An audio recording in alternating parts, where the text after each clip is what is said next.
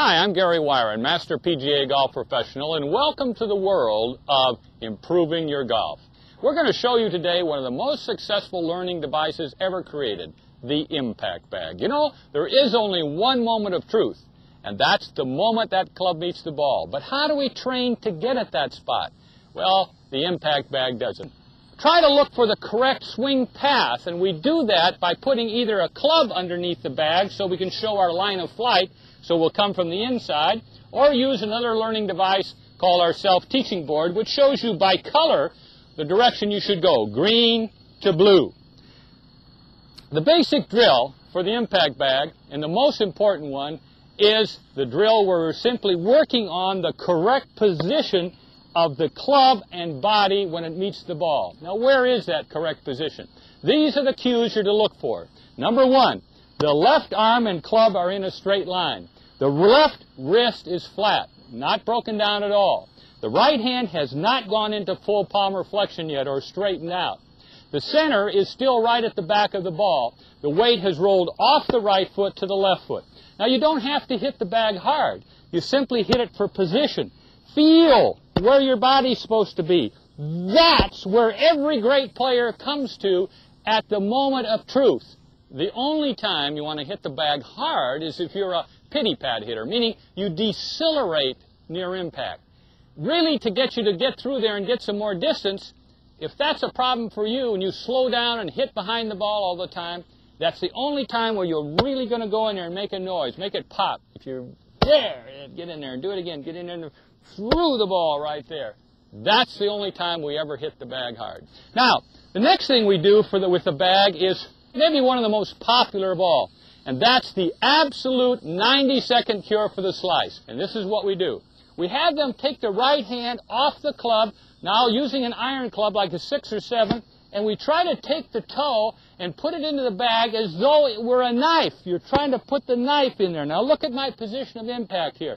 It's left arm extended rather than folded, left wrist flat and rolling a little bit, and the toe of the club into the bag. Right hand coming off. Then we leave the right hand lie just very gently on the grip, staying on there, but still the left hand kicking it right in there like this. Back away to a teed ball and do exactly the same thing, and that person immediately pull hooks the ball because their swing path usually is a little bit outside and the faces are closed a lot now, but they hit a hook immediately. Gradually then we get them more from the inside and it turns into a wonderful, nice draw. More distance, more control. When a person is shanking, they're throwing the club from the outside in, and we want the club to come from the inside slightly. So we put the ball right here close to the bag, and we have them hit shots. Now, if the club comes from the outside, it hits the bag. Therefore, the club can't even get to the ball. So they have to learn to swing coming from an inside path a little bit and hit the shot where it will never be placed on the hosel, which, of course, is the cause of the shank. Now, another one. When people tend to push their long irons out to the right, and I'm sure you've all done that because that seems to be a tough shot to hit. You get that 2 or 3 iron in your hand, and then it pushes up there to the right. Well, a lot of the times it's because your center has gone past the ball when you've hit it. You've moved your center. Trying to hit it a little harder, you move over to the left side, your center goes forward. If you will simply pinch the bag between your ankles like this, and swing back and through and hit balls, it'll brace up your left side and get the club face to release and turn the ball a little right to left, and that's a joy. Finally, also for one of the important principles in the golf swing we call connection, is to simply take the bag in your arms like this.